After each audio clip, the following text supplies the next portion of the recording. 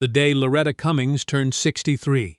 She was standing in a courtroom in Hamilton, Ontario, wearing handcuffs for the first time in her life, not because she had stolen anything, not because she had hurt anyone, but because someone with money and a lawyer decided that a quiet woman from the east end of the city was easier to destroy than to ignore. Loretta had spent 41 years working for the Hamilton District School Board, first as a custodian, then as a lunchroom supervisor, and finally as a community liaison for the Stony Creek Elementary Schools.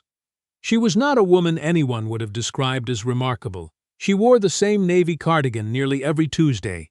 She brought her own thermos to work. She kept a photograph of her late mother on her desk, tucked beside a small ceramic owl her granddaughter had painted for her at summer camp. She was the kind of woman people forgot until they needed her, and then they remembered very quickly. In 1998, Loretta was 51 years old and living alone in a semi-detached house on Fennell Avenue East.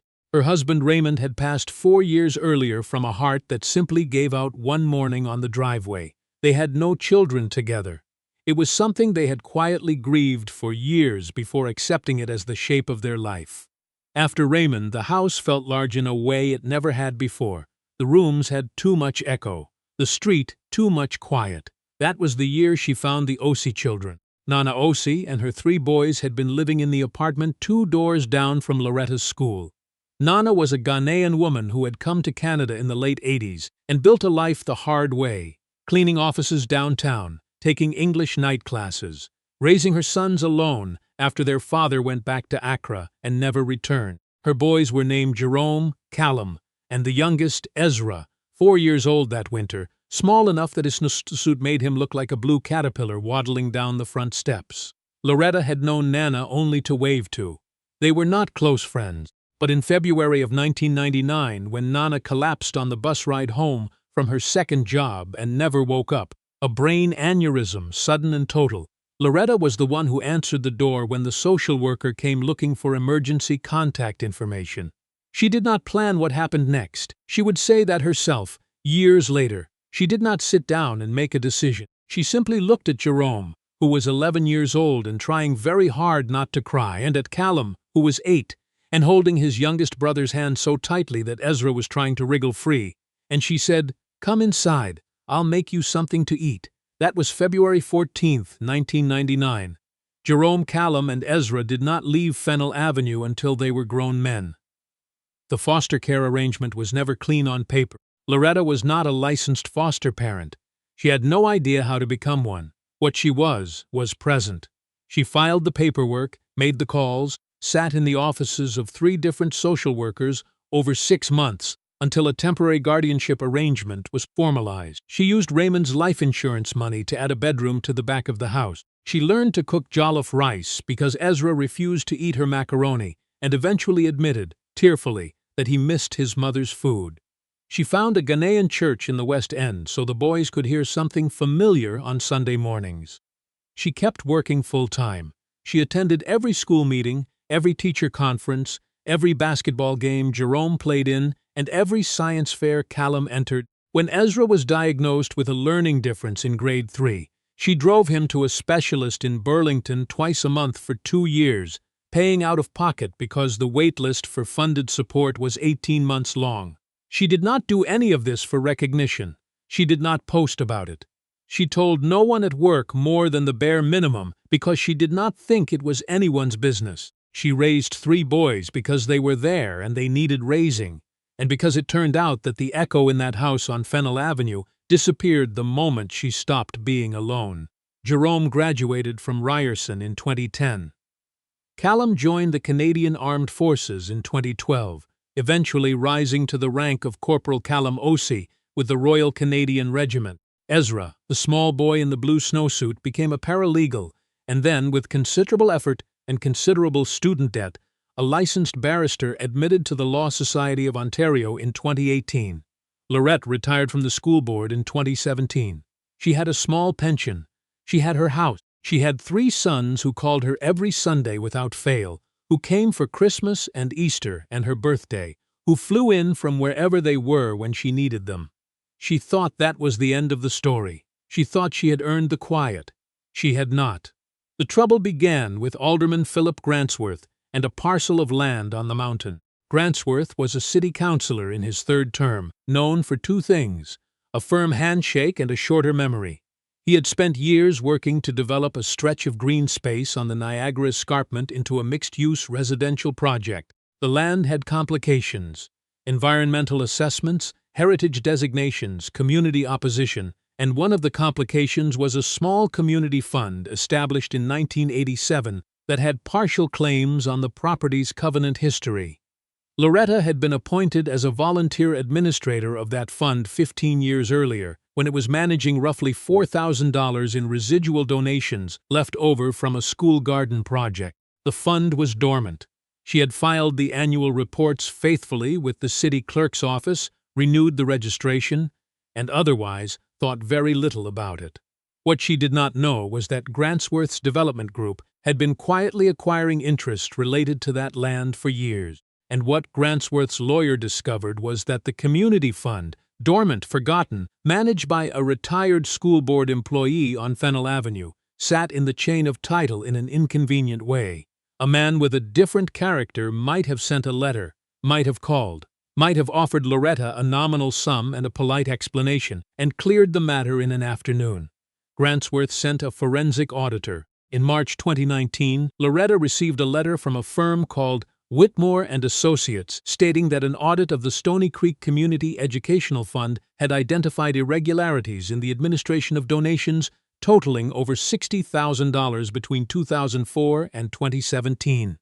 The letter requested her full cooperation. Loretta sat at her kitchen table and read the letter 3 times. She had never in her life touched a dollar from that fund. The fund had no dollars to touch. It had sat at a balance of less than $5,000 for most of its existence, earning negligible interest, disbursing the occasional small grant to a school garden or a reading program. She had kept records. She had kept everything. She called the city clerk's office. She was told the matter had been referred to the Hamilton Police Financial Crimes Unit. She called a legal aid office. She was put on a waiting list. The audit, as it turned out, had been conducted by a firm with a pre-existing business relationship with one of Grantsworth's development partners.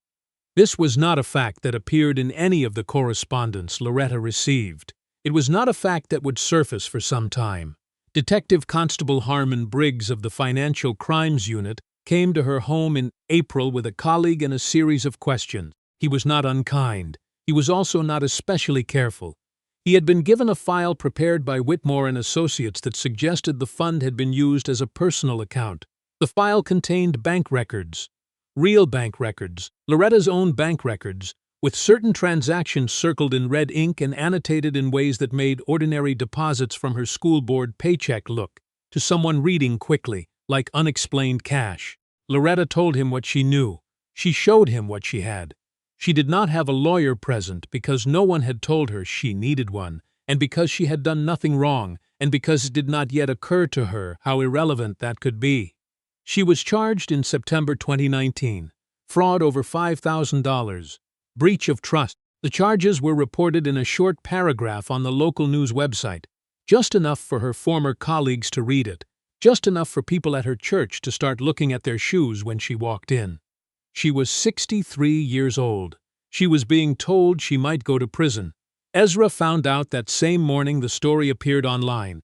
He called from his office in Toronto before 8 a.m. Callum called from CFB Petawawa 40 minutes later. Jerome, who was managing a small construction company in Kitchener, was at her door by noon. She had not wanted to worry them. That was the thing about Loretta Cummings. She had spent so long managing everything quietly that her first instinct, even now, was to say she was fine. Jerome stood in her kitchen looking at his mother, who was sitting very straight at the table, hands folded, and he said, "Mama, we need to talk about what actually happened." She told them everything: the letter, the audit, the detective constable, the charges. There was a silence in that kitchen that had a particular weight to it. Then Ezra opened his laptop and started making calls. Ezra Osei worked in criminal defense. He knew from his first review of the documents Loretta had kept, meticulously, in a green accordion file in her bedroom closet, that something was profoundly wrong with the audit. The transactions cited as irregular had explanations that were not merely plausible but documented. The methodology used by Whitmore and Associates relied on standards that were outdated and selectively applied. More troubling, the timeline of the audit's initiation corresponded closely with the public announcement of Grantsworth's development project and its need to clear title complications. He filed for full disclosure. He retained a forensic accountant named Professor Dale Enkemdirim from McMaster University, a woman who had testified before the Ontario Securities Commission, and who, upon reviewing the Whitmore audit, described it in her written report as, quote, methodologically incoherent and selectively constructed. But disclosure took time. The proceedings moved slowly.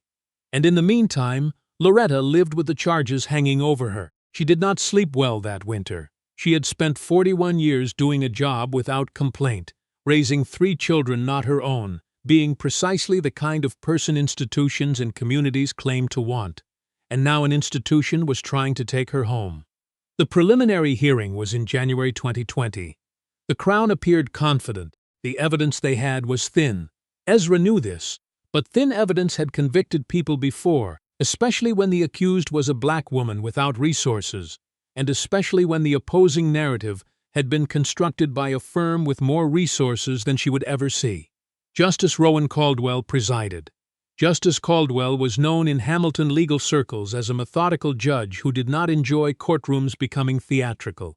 He was also known as a man who had, on 1 or 2 previous occasions, allowed his impatience with unrepresented or under-resourced defendants to manifest as curtness that bordered on dismissal.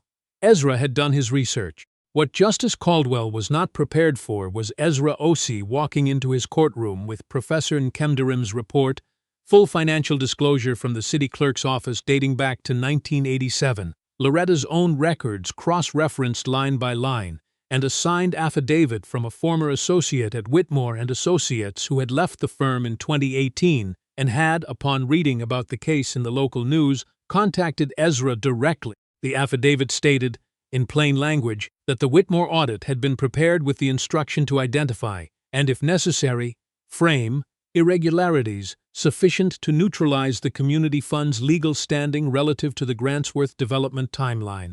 The hearing that had been scheduled for 2 days became 4. On the 3rd day, Callum Osei arrived at the courthouse in uniform. He had not been asked to do this. He had simply driven down from Petawawa and sat in the gallery in his service dress, straight-backed and silent, because he wanted his mother to be able to look up and see him there. Jerome sat on her other side. Ezra stood at the defense table and spoke for his mother with a precision and a composure that the court reporter would later say she had rarely witnessed in 20 years of transcription. Loretta sat very still throughout. She wore a gray blazer she had bought at Value Village the week before the hearing because she wanted to look appropriate and could not afford the alterations on anything else. She looked straight ahead. She did not cry, though there were moments, particularly when Ezra read aloud from the affidavit, describing how she had been deliberately targeted, when her jaw tightened and her hands, folded in her lap, pressed together hard.